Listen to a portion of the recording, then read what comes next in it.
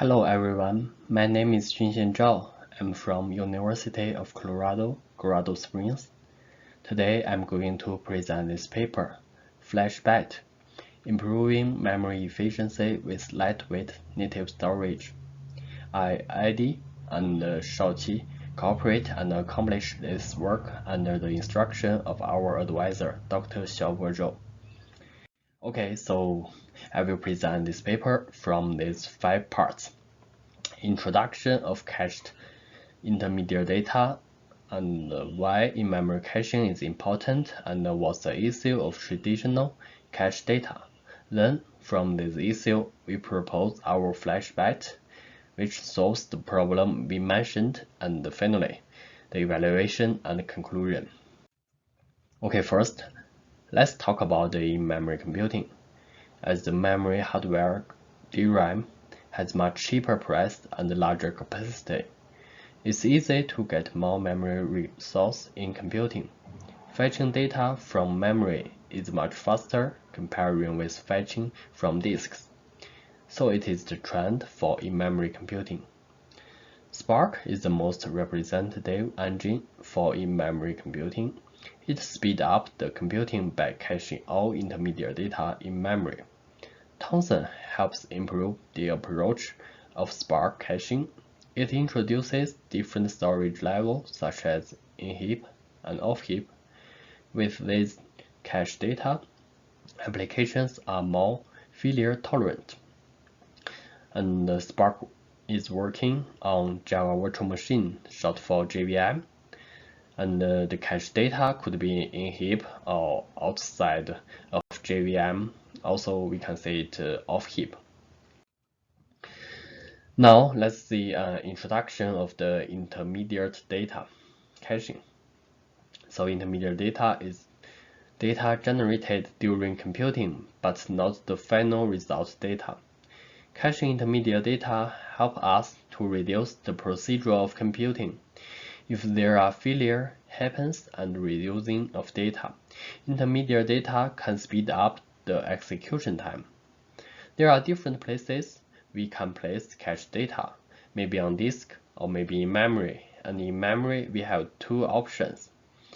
For Java heap, maybe we store it in heap called in Java heap, and maybe out of Java heap called in native storage. In this paper, we talking about this cache data, but not include the data in L1, L2 cache, or maybe LLC. Okay, so the first one is the in-heap cache.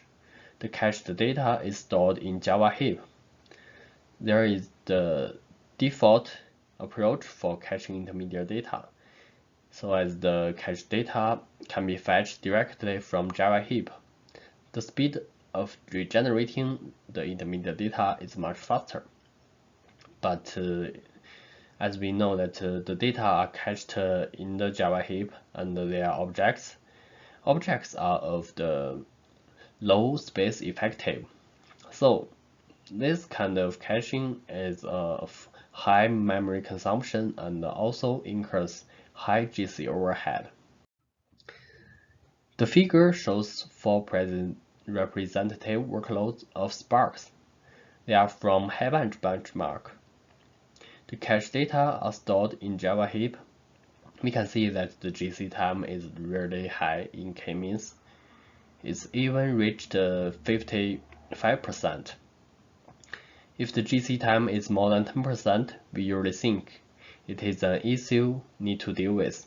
This is because that cache data in heap cannot be deallocated by GC because they are cached and they will be reused.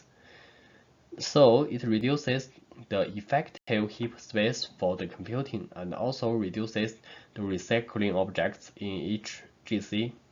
As a result, the GC triggers more frequently but also less effectively. Now, another caching approach is called off-heap into the native storage.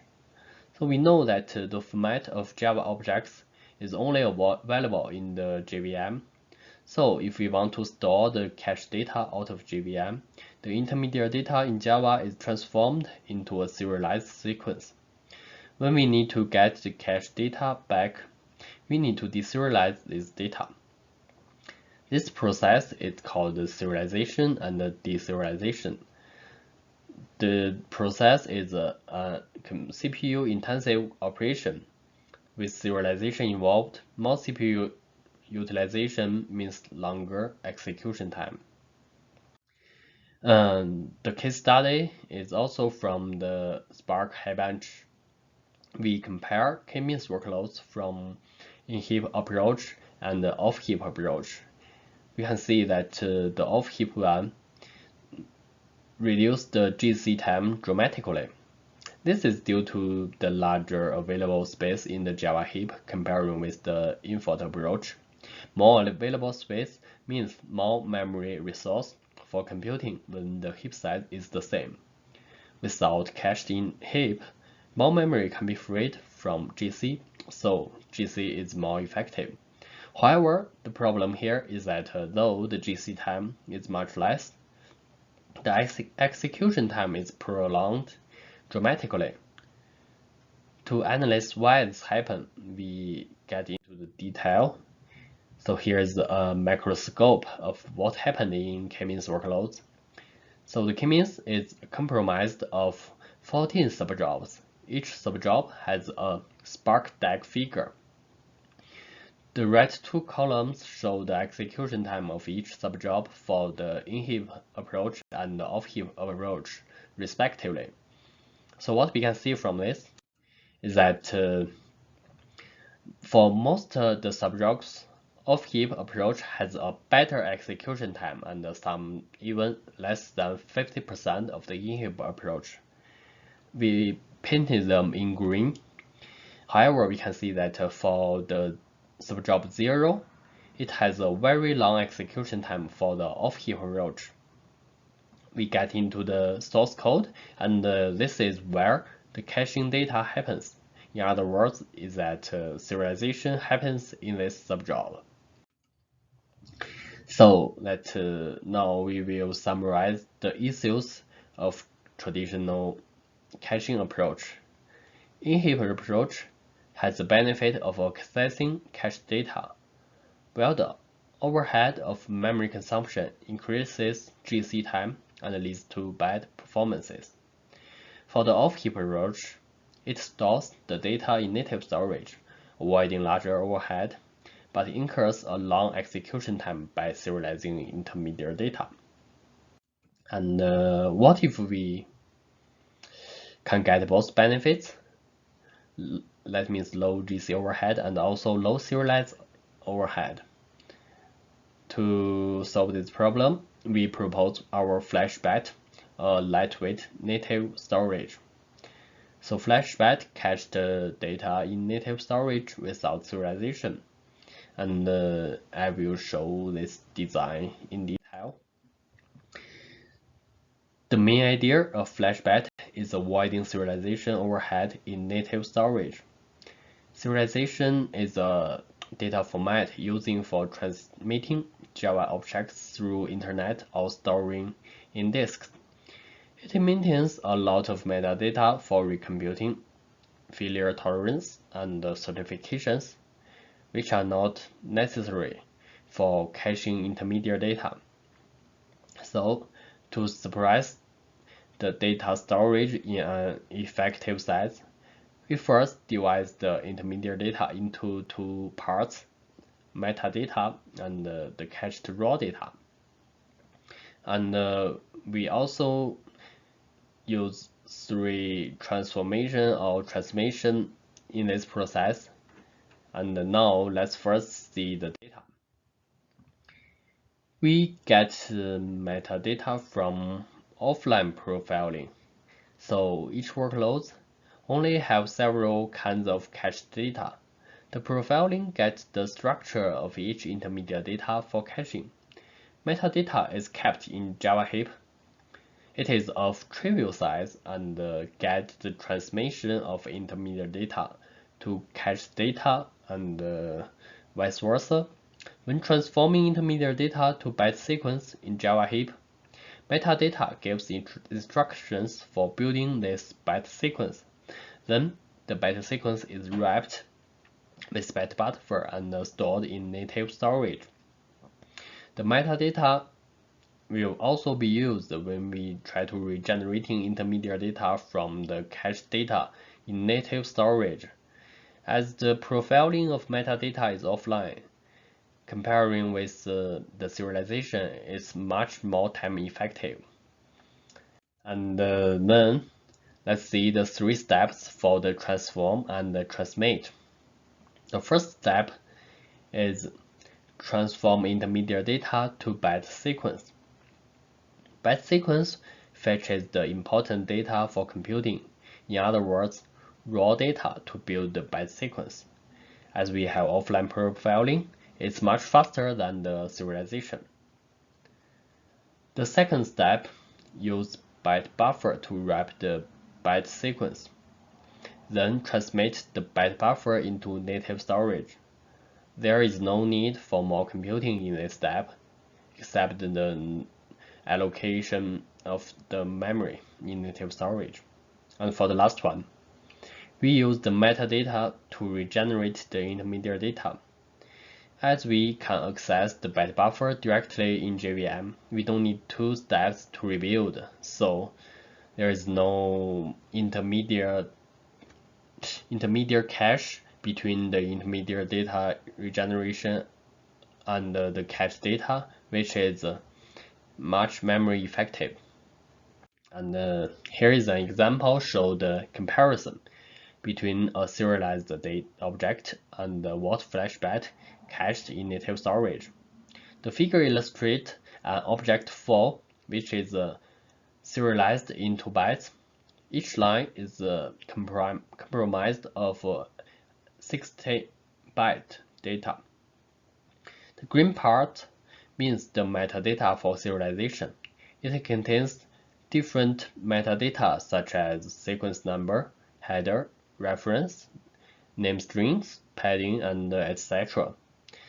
The only valid raw data in this figure are those purple squares. We can see that more than 80% of memory space is occupied by metadata, which are useless for caching.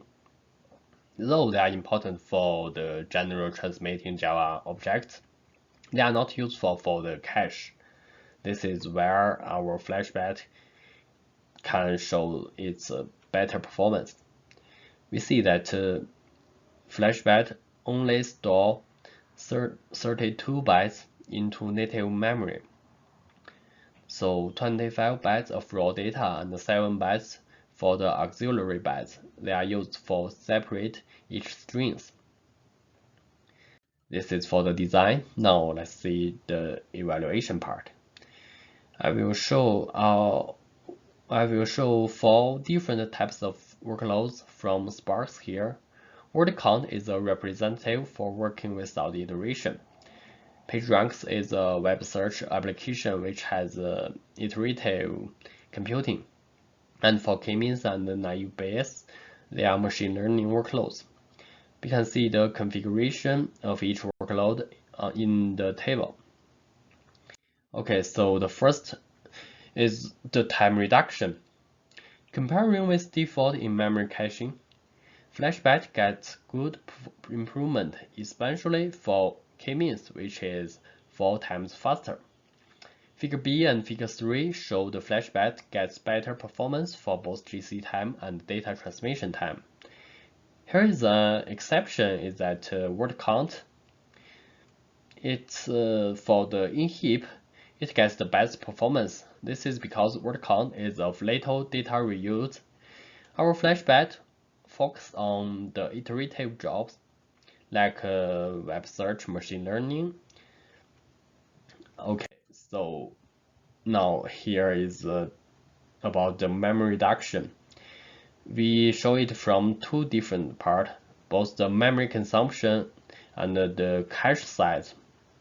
We can see that the cache data structure is decided the improvement of FlashByte.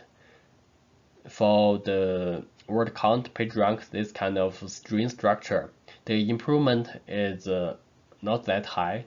While for the k-means naive Bayes, like the data int and float, the improvement is much better. Then from this page, we discuss the macro scope of the FlashByte from the workload PageRank. We can see that there are less GC time in each stage except this stage 3. This is because that it is where caching data happened. FlashByte needed more GC for releasing the byte sequence in heap.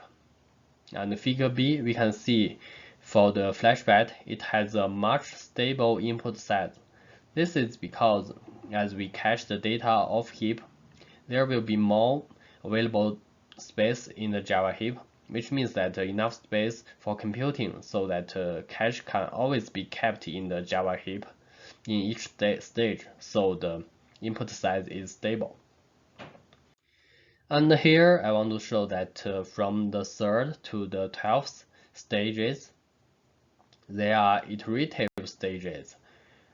So this is where our FlashByte gets the improvement. From this figure, we can see that this is for the speed up of the iterative workloads. For PageRank, we can see as the iterative numbers getting bigger, the speed up is much higher. For the FlashByte, each stage it uses 1.25 minutes, and for the in-heap it needs 2 minutes. So our speed up limit will be 2 divided 1.25, it is 1.6 times. Here is the conclusion that FlashByte, it both solved the problem of the GC overhead and also the issue of the serialization. We use the metadata from profiling to develop the raw data from intermediate data and store them in the byte buffer. FlashByte can get the best performance for the iterative and machine learning workloads that need to access cache data. For the future work, we will extend the cache data transmission to the multi-server level and maybe other memory management language such as the C#. This is all for my presentation. Thank you all for listening.